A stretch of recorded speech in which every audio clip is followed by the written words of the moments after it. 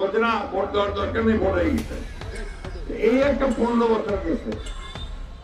একটি রাজনৈতিক দলের কার্যক্রমকে গুপ্ত সংগঠনের মতো অবহিত করেছেন বিএনপির মহাসচিব মির্জা ফখরুল ইসলাম আলমগীর। তিনি বলেন, এই গুপ্ত পার্টির সঙ্গে পারা বড় মুশকিল ভাই।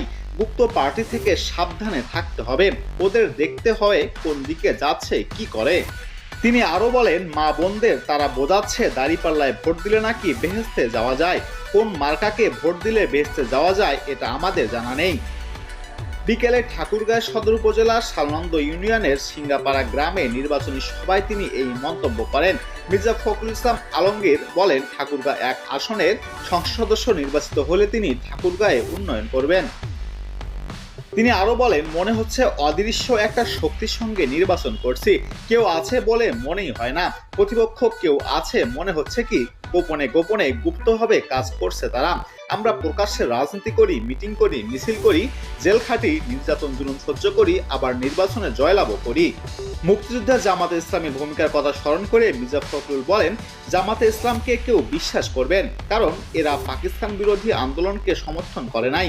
আর আমরা নিজের চোখে দেখেছি তারা পাক সেনাবাহিনীর সঙ্গে আঘাত করেছিল। সুতরাং আমরা এমন কোনো দলকে সমর্থন করতে পারি না যারা আমাদের দেশকে অস্তিত্বের বিশ্বাস করেনি।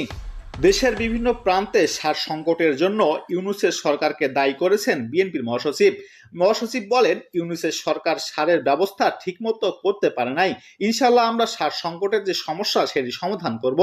আমাদের কৃষি কার্ডের মাধ্যমে কৃষকেরা সহজেই সার পাবে, বীজ পাবে আর সেচের পানি পাবে। এ সময় তিনি ভোটারদের সঙ্গে কুশল বিনিময় করেন এবং ধানের শীষের ভোট চান।